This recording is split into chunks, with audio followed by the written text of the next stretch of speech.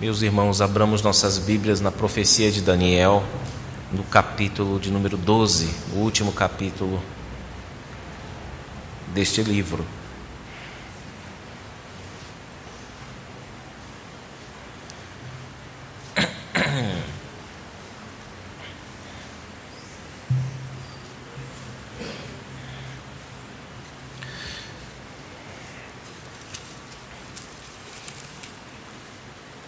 Livro de Daniel, capítulo 12. Ouçamos a leitura de todo o texto.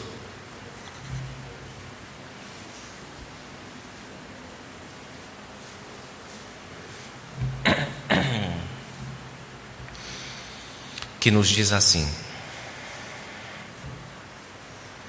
Nesse tempo se levantará Miguel, o grande príncipe, o defensor dos filhos do teu povo, e haverá tempo de angústia, qual nunca houve, desde que houve nação até aquele tempo. Mas naquele tempo será salvo o teu povo, todo aquele que for achado inscrito no livro. Muitos dos que dormem no pó da terra ressuscitarão, uns para a vida eterna e outros para a vergonha e horror eterno. Os que forem sábios, pois, resplandecerão como o fulgor do firmamento, e os que a muitos conduziram à justiça como as estrelas, sempre e eternamente. Tu, porém, Daniel, encerra as palavras e sela o livro até o tempo do fim. Muitos o esquadrinharão e o saber se multiplicará. Então eu, Daniel, olhei e eis que estavam em pé outros dois, um de uma banda do rio, o outro da outra. Um deles disse ao homem vestido de linho que estava sobre as águas do rio: Quando se cumprirão estas maravilhas?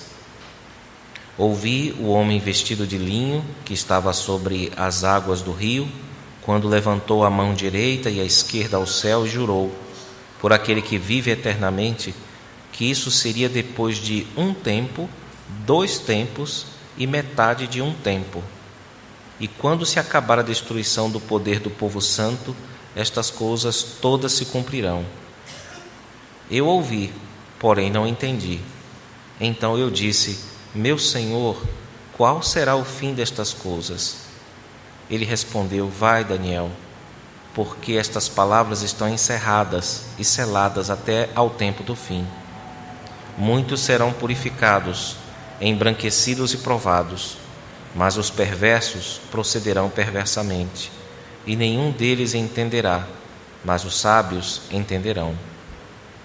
Depois do tempo em que o sacrifício diário for tirado e posta a abominação desoladora, haverá ainda 1290 dias. Bem-aventurado o que espera e chega até 1335 dias. Tu, porém, segue o teu caminho até ao fim, pois descansarás e, ao fim dos dias, te levantarás para receber a tua herança. Amém. Meus irmãos, na teologia cristã,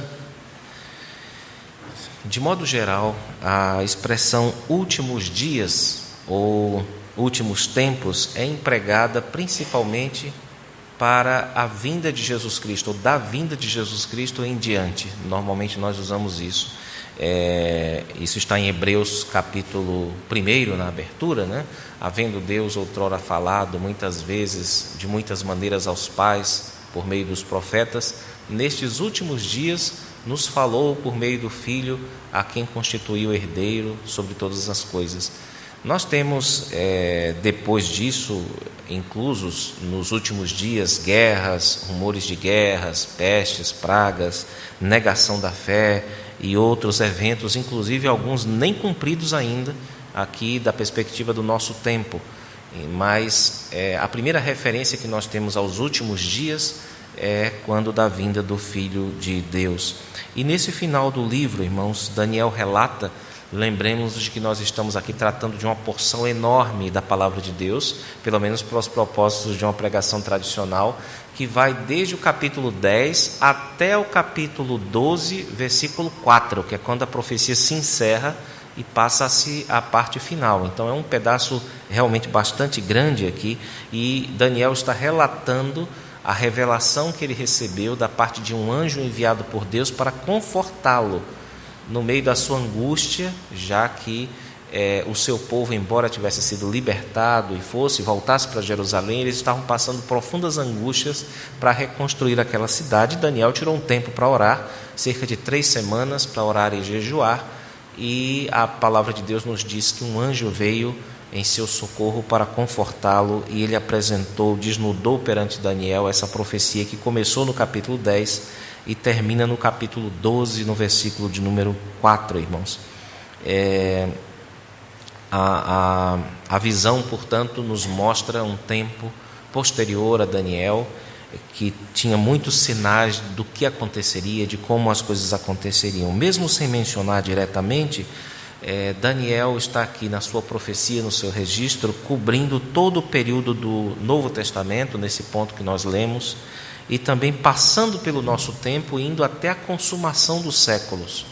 Dentro da linha de interpretação que nós admitimos nessa série de pregações, esse é o momento em que nós vamos falar do fim dos tempos, do final do mundo. Até então nós falamos, tendo como referência final de todas as profecias, a vinda de Cristo ou o período da igreja em seu início, no primeiro século. Agora nós falaremos um pouco sobre a consumação da história. O versículo 8 já nos dá uma dica boa para qualquer pretensão que a gente tenha de esgotar o assunto ou de vê-lo explicado em seus mínimos detalhes. O versículo 8 nos diz que Daniel ouviu, mas ele não entendeu. Ele teve grandes dificuldades. E se você tiver grandes dificuldades também, lembre-se de que você está em boníssima companhia, que é de um grande profeta de Deus, de um grande homem de Deus, de um sábio. Mesmo assim, não significa que nós tenhamos de ser totalmente ignorantes, afinal a palavra de Deus está aqui para nos instruir, para lançar luz sobre nossas trevas, irmãos. Há muitas lacunas aqui, mas elas mostram, acima de tudo, que o objetivo daquele mensageiro, daquele anjo de Deus, era o de consolar e de animar, muito mais do que de estimular algum tipo de curiosidade, algum tipo de discussão. Notem então o contexto qual é. O anjo não está vindo para explicar um problema matemático que Daniel tinha, porque senão ele nem teria conseguido. Ele vem para socorrer Daniel na sua aflição, na sua angústia. E ele diz coisas suficientes para calar, ou para calar em fundo no coração do profeta. E por isso os sinais que serão descritos aqui, anunciados de forma clara, é que devem consolar os fiéis. Existem coisas claras aqui nessa profecia, e o anjo estabeleceu claramente um ponto aqui: o povo de Deus no final será salvo. Essa é a grande verdade que cintila aqui de modo muito claro. No final, Deus vai resgatar o seu povo. Esse é o ponto principal aqui, que vai nos versículos de 1 a 4, que encerram a profecia, que, como eu falei, vem desde o capítulo 10. E o salvador desse povo será um grande príncipe, que é chamado aqui de Miguel, no versículo 1.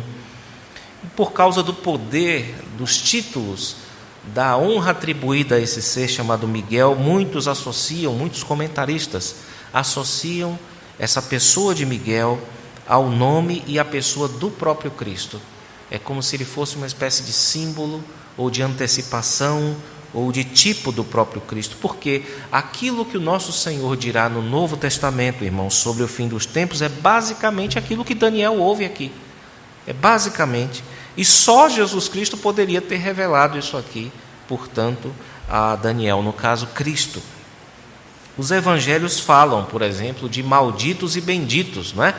O texto aqui também fala de pessoas que serão amaldiçoadas e irão para o inferno, e pessoas que receberão a bênção de Deus e entrarão no gozo do seu Senhor. Fala-nos também de perseguição, fala-nos de guerra, fala-nos de apostasia, fala até mesmo de abrir os livros onde os nomes dos salvos estarão inscritos, irmãos.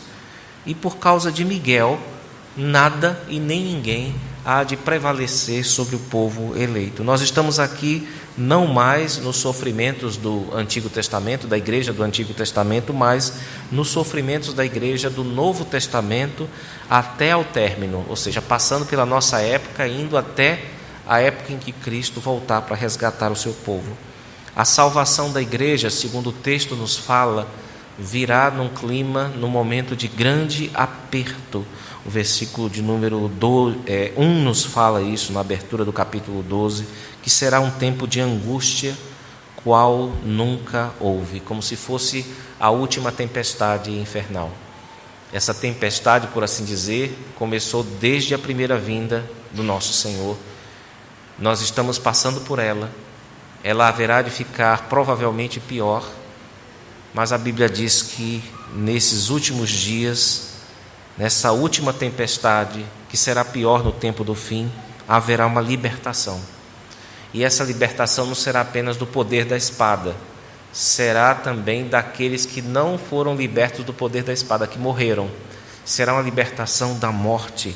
O texto nos diz no versículo 2: muitos dos que dormem no pó da terra ressuscitarão, uns para a vida eterna e outros para a vergonha e para o horror eterno. O termo muitos aqui, irmãos, expressa totalidade. Está-se aqui falando da ressurreição total dos mortos, em que cada partícula da terra há de devolver a sua parte reclamada por Deus, a sua parte dos mortos, e todos receberão uma sentença da parte do nosso Deus. Haverá então uma massa de gente, de seres humanos, um mar de gente que receberá a sentença de miséria e de desprezo, enquanto que haverá outra massa de gente, uma incontável multidão, que irá para a vida eterna. Essa, irmãos, é a única referência totalmente clara no Antigo Testamento a respeito de uma ressurreição dupla dos mortos. Se você procurar no Antigo Testamento inteiro, você não tem essa clareza. Há um texto de Isaías, o capítulo 26, versículo 19, que faz uma espécie de alusão, mas nem de longe tem a clareza que esse texto aqui tem. Por isso que ele é chamado, Daniel é chamado de o Apocalipse do Antigo Testamento, não é? Assim como Tiago é o livro de Provérbios do Novo Testamento, o livro de Daniel é chamado também de Apocalipse do Antigo Testamento, irmãos. Então nós temos aqui essa referência muito clara, e a sequência continua, agora não mais falando daqueles que foram para a vergonha e para o horror eterno, mas o foco aqui de Daniel nessa profecia é a condição dos justos, que no versículo de número 3 são chamados de prudentes, ou seja, pessoas que se mantiveram perto de Deus, pessoas que se ativeram ao Senhor Deus, e também são pessoas que hão de brilhar com o fulgor do firmamento, como se fossem estrelas, sempre e eternamente. Essa descrição do anjo, irmãos, ela serve para... Ele está usando aqui uma figura de luz, de iluminação, serve para expor aquilo que a gente não compreende. É como a maioria das linguagens de Apocalipse.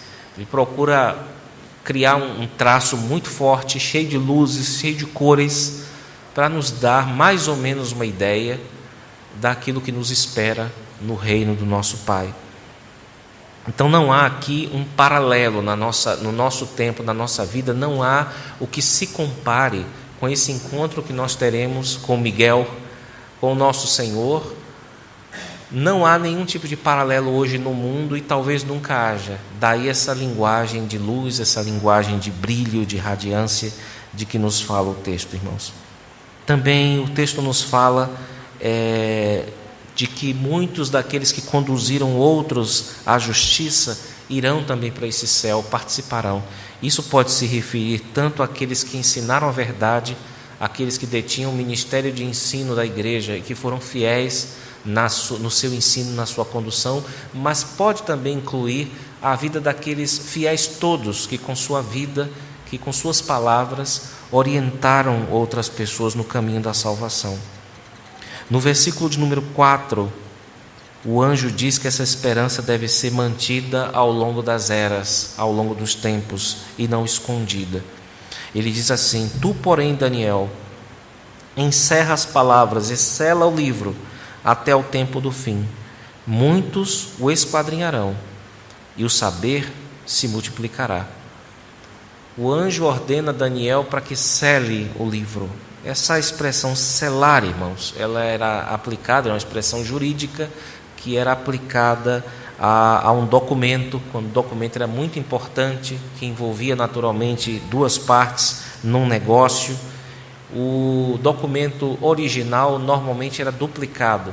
Eles faziam uma cópia e a outra cópia era guardada no lugar seguro e fechado, para caso acontecesse qualquer dúvida, eles verificavam numa das cópias. Mas selar aqui significa que a profecia já foi exposta, ela não foi explicada. O anjo veio para entregar algo a Daniel e isso era tudo. Não haveria mais explicações, haveria apenas a repetição dessa profecia para as futuras gerações. No final do verso 4, vocês podem perceber, há um sentido negativo aqui. O texto diz que muitos esquadrinharão, muitos tentarão entender essa profecia e o saber a respeito dessa profecia se multiplicará. Nós vimos no decorrer da história, irmãos, nós sabemos que muitas pessoas tentaram entender mais do que Daniel conseguiu.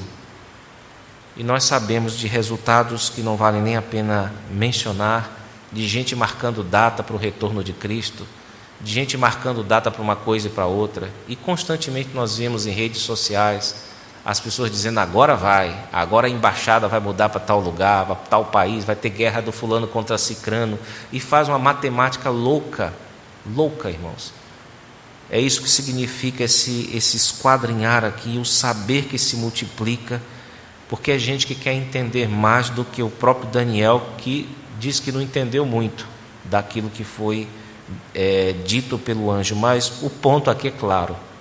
Daniel pode não ter entendido os detalhes, mas ele entendeu o que todo mundo pode entender lendo esse trecho aqui. O povo de Deus vai ser salvo no final. Feliz quem faz parte do povo de Deus. Felizes os prudentes, felizes os que transmitem a verdade de Deus, felizes os que vivem essa verdade. Isso aqui está cristalino para nós. O restante, a gente sabe apenas o suficiente para sermos consolados com essa verdade maravilhosa. Agora nós temos a sequência, irmãos, a partir do versículo de número 5, aqui encerrou-se a fala do anjo e já temos aqui uma nova cena, né? São as palavras finais do livro. Daniel diz que viu 2 seres aqui, cada um numa margem do rio. Um deles perguntou ao anjo que falava a Daniel, que usava vestes santas: quando se cumprirão estas maravilhas? Ou seja, o que todo mundo quer saber: quando é a data, quando é que vai acontecer isso? E ele então levantou as mãos e jurou por Deus que tudo aconteceria. Agora a resposta que ele dá, veja se isso aqui explica. Tudo vai acontecer depois de um tempo, 2 tempos e metade de um tempo. Foi o que o anjo respondeu. Daniel ouviu, não entendeu nada e pediu mais exatidão aqui. E a resposta do anjo foi mais enigmática ainda. E lembra um dos escritores que eu pesquisei para essa pregação, disse que o anjo falou com ele num tom muito parecido com aquele tom que uma mãe usa para um filho quando ele termina de ler uma história na hora de dormir, né? O menino está querendo saber mais, ela diz assim: vai, meu filho, ou seja, vai para a cama, vai dormir um pouquinho. É como se o anjo falasse carinhosamente com Daniel, desse modo: vai, Daniel, porque estas palavras estão encerradas e seladas até ao fim do tempo. Esse é um modo de dizer: ninguém sabe o dia, ninguém sabe a hora, a não ser quem quiser saber mais do que Daniel, e talvez até do que o anjo. Talvez nem o anjo soubesse, né? Assim como no versículo 4, irmãos, o anjo veio para expor, ele não veio para explicar, ele veio trazer um recado. E de claro sobre o fim dos tempos aqui, ele na sequência diz que estarão as diferenças entre aquele que é de Deus e aquele que não é. O versículo 10 nos diz: muitos serão purificados, embranquecidos e provados, mas os perversos procederão perversamente, e nenhum deles entenderá, mas os sábios entenderão. Então notem que, embora ele não dê a data exata, ele diz: olhe, vai haver uma separação cada vez mais clara entre aquele que serve a Deus e aquele que não serve. Isso já é uma espécie de antecipação da grande colheita, em que vai haver realmente o arrancar do joio e do trigo, a separação entre joio e trigo. Mas isso, de certo modo, será visto, será antecipado, mas isso é muito diferente de dizer a data é essa, tá certo? É muito diferente isso aqui. E também o texto nos fala de uma hostilidade, versículo 11, crescente contra as coisas de Deus. Depois do tempo que o sacrifício diário for tirado e posta a abominação desoladora, haverá ainda 1290 dias, que também são dias enigmáticos, irmãos, enigmáticos. Mas fala aqui, o texto nos fala de um desrespeito crescente para com as coisas de Deus. E no final, o versículo final da profecia nos fala, ou nos mostra uma bênção para todos aqueles que esperam em Deus e que ao mesmo tempo perseveram, mesmo sem saber exatamente quando o fim chegará. Bem-aventurado que espera e chega até 1335 dias. Ou seja, o ponto aqui, quem é o bem-aventurado? É o que conhece o dia da vinda de Miguel? Não, não é isso. O bem-aventurado é aquele que espera, é aquele que persevera, e não aquele que sabe quando as coisas vão acontecer. Ao que parece aqui, Deus está muito mais interessado em nos levar para o céu do que nos dizer quando nós vamos chegar lá.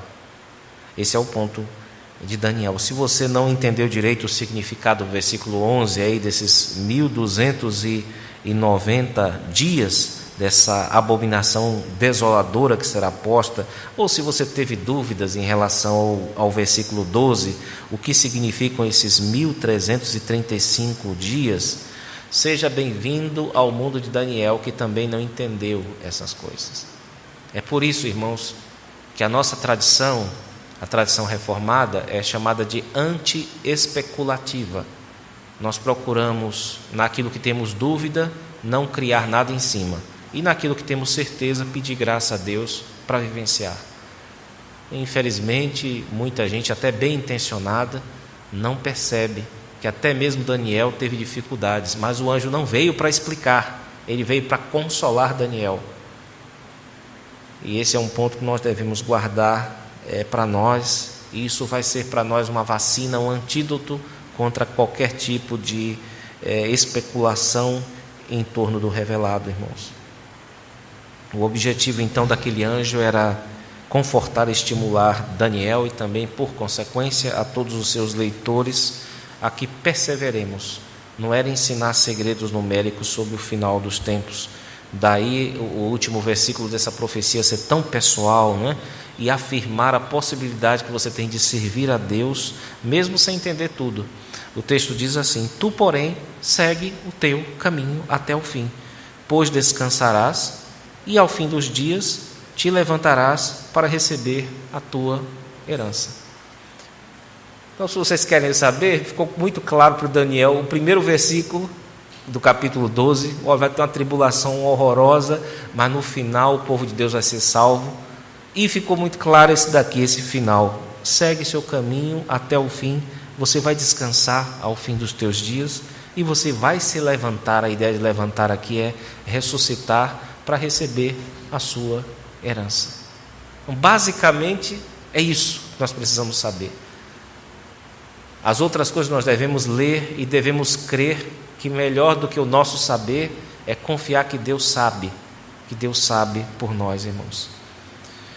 Aparentemente, o profeta Daniel morreu na Babilônia, ele não voltou para casa, ele continuou lá enquanto o povo retornou.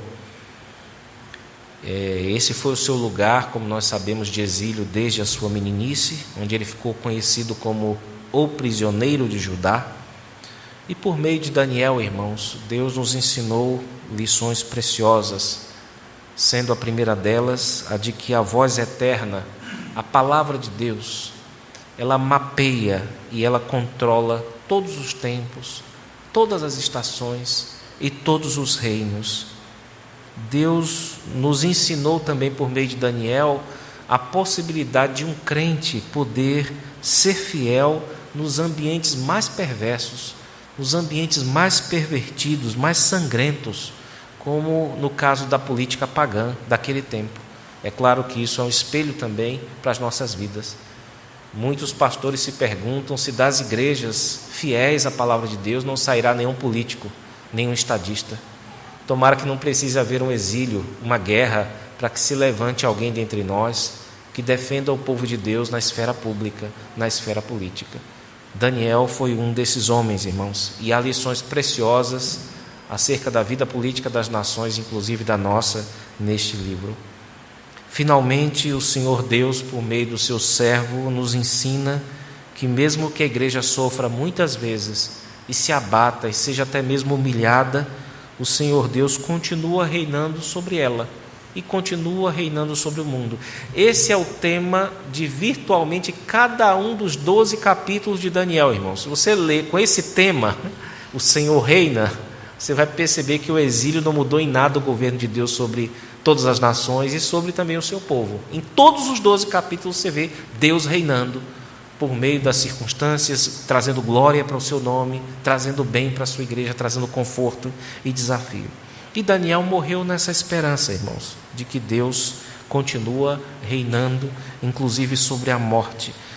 Morreu na esperança de que o seu nome estava inscrito no livro de Deus e de que ele participaria um dia da ressurreição para a vida, e ele ouviria da parte de Miguel, da parte do seu Senhor, que o resgataria a ele e a todos os fiéis, aquelas palavras que vocês conhecem, não do Antigo Testamento, mas do Novo Testamento, que são: vinde benditos de meu Pai, recebei o reino preparado para vós desde antes da fundação do mundo. Essa é a fé de Daniel, irmãos. Essa é a nossa fé. Haverá dificuldades, haverá tribulações, mas a igreja vencerá pela graça de Deus. A igreja prevalecerá quando todas as empresas forem fechadas, quando todos os impérios virarem pó. Só sobrará um organismo e uma organização, e ela se chamará Igreja de Deus. E bem-aventurado aqueles que estão unidos aos fiéis. Com estas palavras eu declaro encerrada essa sequência de exposições no livro de Daniel, servo do Deus Altíssimo. Que Deus nos abençoe, irmãos.